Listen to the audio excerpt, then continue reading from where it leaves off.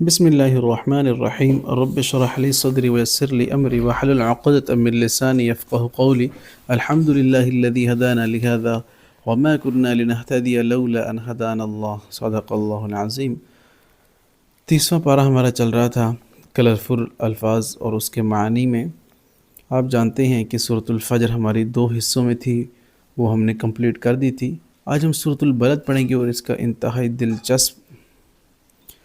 سورۃ الفجر ہماری ہو چکی تھی، آج ہم سورۃ البلد پڑھیں گے. اس کا ایک بیک گراؤنڈ اور شان نزول ہے.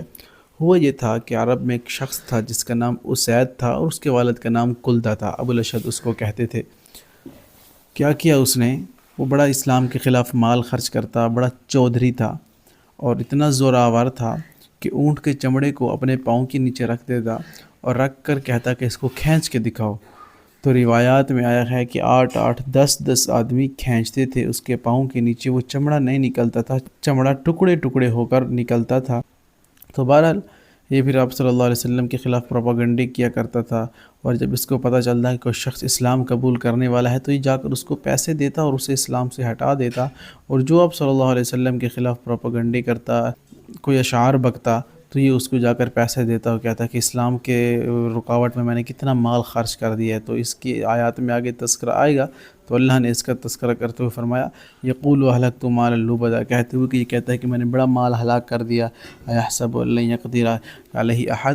تو اس کا مختصر بیک گراؤنڈ ہے اس جو اگلی آیات ہیں، لیکن اس سے جو پہلی آیات ہیں لا اقسم بہذا البلد، تو ادھر اللہ تعالیٰ نے مکہ شہر کی قسم کھاتے ہوئے فرمایا کہ قسم ہے اس شہر مکہ کی اے نبی صلی اللہ علیہ وسلم جہاں آپ مقیم ہیں اور یہ آپ پر حلال ہے یا آپ یہاں رہنے والے ہیں. ہم اس کو انشاءاللہ دیکھتے ہیں آسان انداز میں. بسم اللہ الرحمن الرحیم.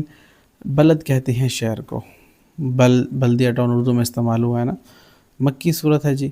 لا اقسم، لا کا مطلب نہیں آتا. اقسم میں قسم کھاتا ہوں، بہذا البلد اس شہر کی قسم، میں اس شہر کی قسم کھاتا ہوں، اس مقدس مقام کی قسم کھاتا ہوں جہاں پر آپ مقیم ہیں نبی صلی اللہ علیہ وسلم. 3 مقامات ایسے ہیں جہاں پر دجال نہیں ہوگا، باقی ہر جگہ کو پلید کر دے گا. ایک بیت المقدس ہے، ایک کوہ طور ہے جہاں موسیٰ علیہ السلام گئے تھے یعنی، اور ایک اور ہے خانہ کعبہ اور مدینہ منورہ. یہاں دجال نہیں جا پائے گا اور باقی دنیا میں ہر جگہ جائے گا. تو یہ بھی اس مقدس مقامات میں سے ایک ہے. تو اللہ نے فرمایا اے نبی صلی اللہ علیہ وسلم یہ جو کہہ رہی ہیں ایسی بات نہیں ہے، میں اس شہر کی قسم کھاتا ہوں، اس مکہ کے شہر کی. وَأَنْتَ اور آپ حلم رہنے والے ہیں، بِهَذَا الْبَلَدِ اس شہر کے رہنے والے، آپ اس شہر میں مقیم ہیں. اور اس شہر کی قسم وَوَالِدٍ وَمَا وَلَدٍ، وَوَالِدٍ اور آدم کی قسم، وَمَا وَلَدٍ اور اس کی جو اس نے جنا. یہ آدم کی قسم اور اس کی جتنی بھی اولاد ہے یعنی ہم اور آپ، اس کی اللہ نے قسم کھاتے ہوئے فرمایا لَقَدْ خَلَقْنَا الْإِنسَانَ فِي كَبَدٍ. البتہ تحقیق لام جو ہے البتہ اور قد تحقیق کے لیے، تو اس کو قسم کے بالمقابل لیا جاتا ہے جب لام اور قد آ جائے. تو یہاں پہ بھی ایسے ہے، یقیناً تحقیق یعنی قسم مراد لی جا رہی ہے. خلقنا الانسان ہم نے پیدا کیا، تخلیق کیا انسان کو، فی کبد، فی کا مطلب میں کبد کہتے ہیں مشقت میں رہنے والا، یعنی ہم نے انسان کو بڑے ہی مشقت میں رہنے والا پیدا کیا ہے. دشوار گزار گھاٹیاں اس کے اوپر آئیں گی اور اس کو اس سے نکلنا ہوگا. ایحسب کیا یحسب حساب رکھتا ہے، خیال رکھتا ہے یا خیال کرتا ہے، اللہ کہ ہرگز نہیں، یقدر قابو پا سکے گا یا کوئی قادر ہوگا اس کے اوپر، علیہ اس پر احد کو. یہ جو کہہ رہا ہے نا میں نے مال ہلاک کر دیا ہے اور اتنا اس کا زور ہے کہ چمڑا گائے کا یا اونٹ کا اپنے پاؤں کے نیچے رکھ کر اپنا زور آزمانے کے لیے لوگوں کو کہتا ہے کہ اس کو کھینچو. تو اللہ فرما رہی ہیں اسلام کے خلاف پیسے خرچ کر رہے ہیں اور پھر کہتا ہے کہ میں نے بڑا مال خرچ کر لیا ہے اسلام کے خلاف. تو کیا یہ کرتا ہے کہ اس کو کوئی قابو نہیں کر سکے گا؟ کیا یہ سمجھتا ہے کہ یہ گمان رکھتا ہے کہ کسی کے قابو میں نہیں آئے گا؟ تو اللہ نے فرمایا یقول اہلکت، اور وہ کہتا ہے اہلکت میں نے ہلاک کر ڈالا، میں نے برباد کر ڈالا، مالن مال کو، لبدا بہت سا، بڑا زیادہ مال میں نے اسلام لانے والوں کو دے کر ان کو اسلام سے بدظن کر دیا. آپ صلی اللہ علیہ وسلم کے خلاف جو اشعار بکتے تھے ان کو دے کر مزید ان کو کہنے کو کہا، اور یعنی اس طرح انہوں نے اسلام کے خلاف مال خرچ کر دیا اور اتراتا ہے کہ میں نے اسلام کے خلاف بڑا مال برباد کر ڈالا. تو اللہ فرما رہے ہیں ایحسب کیا وہ حساب رکھ رہا ہے یا وہ گمان کر رہا ہے یا وہ خیال کر رہا ہے، یا کرتا ہے الم یرہ احد کہ نہیں یرہ رویت سے ہے نا دیکھ رہا اسے احد کوئی ایک، کیا وہ ایسا گمان خیال کیے بیٹھا ہے کہ اسے کوئی نہیں دیکھ رہا؟ علم نجعل لہ عینین، کیا ہم نے اسے نہیں دی عینین دو آنکھیں؟ اسے چاہیے کہ غور تو کرے، دیکھیں ان آنکھوں کے اوپر کس طرح اللہ تعالیٰ نے اس کو دو آنکھیں دی ہیں، اس کا شکر ادا کرے۔ ایک آنکھ، آج آپ دیکھ لیں موبائل کو کیمرہ کتنے میگا پکسل ہے، تو جس سے انسان دیکھتا ہے ایک آنکھ میں 13 کروڑ بلب ہیں۔ آپ دیکھیں کسی روشنی کی ضرورت نہیں پڑتی، سبحان اللہ۔ تو اللہ تعالیٰ نے بڑی ڈیٹیل ہے، لیکن ہم ٹو دا پوائنٹ چل رہے ہیں۔ تو ہم نے اسے دو آنکھیں دی ہیں جس سے یہ دیکھتا ہے، وَلِسَانًا وَشَفَتَيْن، اور ہم نے اسے ایک لسان، زبان، لسان اردو میں استعمال ہوا، لسانی تعصب کا لفظ بھی استعمال ہوا ہے، اور انگلش میں لنگوسٹک کنیکٹ کرنے کے لیے ذہن میں رکھ لیں، لسان ایک زبان، و شفتین اور شفاعت کرنے کے لیے دو ہونٹ جس سے بات کرتا ہے۔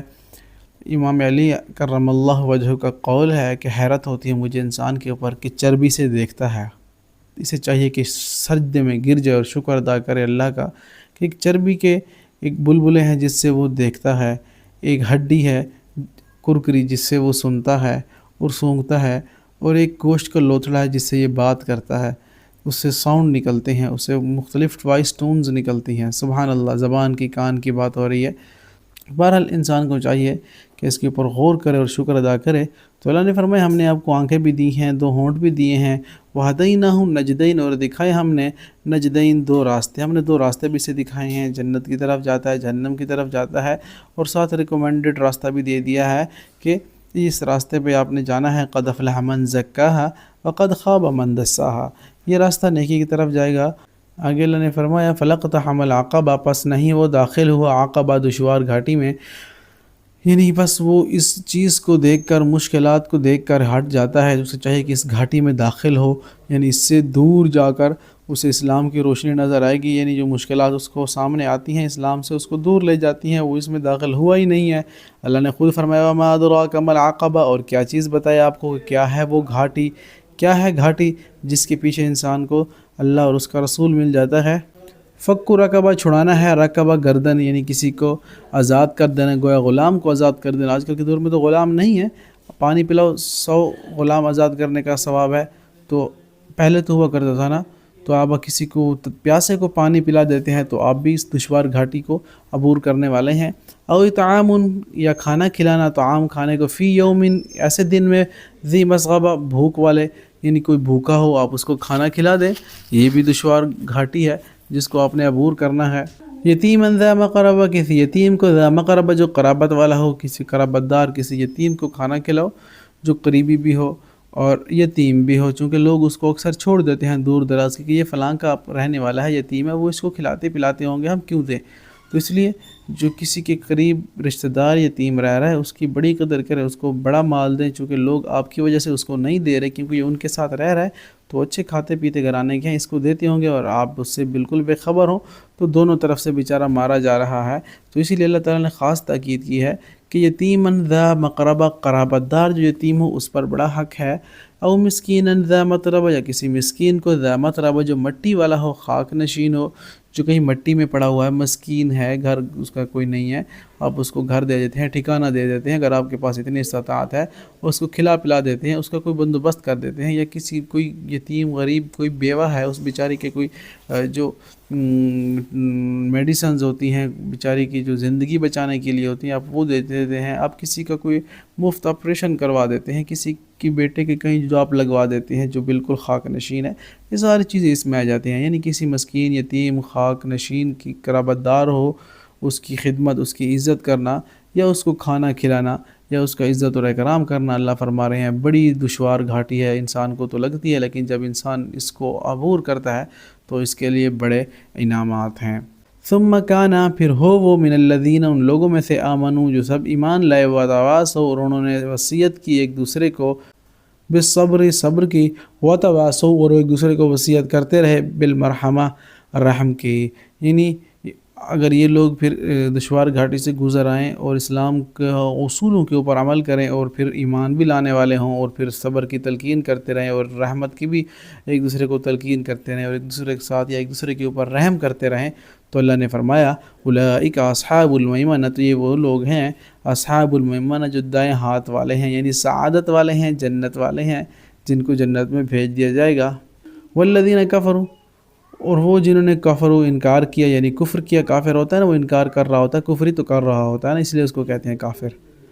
وہ جنہوں نے انکار کیا بیایاتنا، ہماری آیات کا، ہم اصحاب المشأمہ، تو وہ نحوست والے بائیں ہاتھ والے ہوں گے۔ مشأمہ بائیں ہاتھ والے، یعنی وہ جہنم میں جائیں گے اور ان کا ٹھکانہ ہوگا علیہم نار مؤصدہ، اور ان کو ایسی آگ میں ڈالا جائے گا، علیہم ان پر نار آگ ہوگی، مؤصدہ ہر طرف سے منہ سیا ہوا ہوگا آگ کا، یا گویا بند کر دی گئی ہوگی آگ، ایسی آگ میں ان لوگوں کو ڈالا جائے گا۔ اللہ سے دعا ہے کہ اللہ تعالی ہمیں قرآن و سنت کی صحیح معنوں میں اتباع کرنے کی توفیق عطا فرمائے اور ہمیں جنت میں دائیں ہاتھ والوں میں شامل کر دے۔ وَأَقُولُ قَوْلِي هَٰذَا وَآخِرُ دَعْوَانَا أَنِ الْحَمْدُ لِلَّهِ رَبِّ الْعَالَمِينَ۔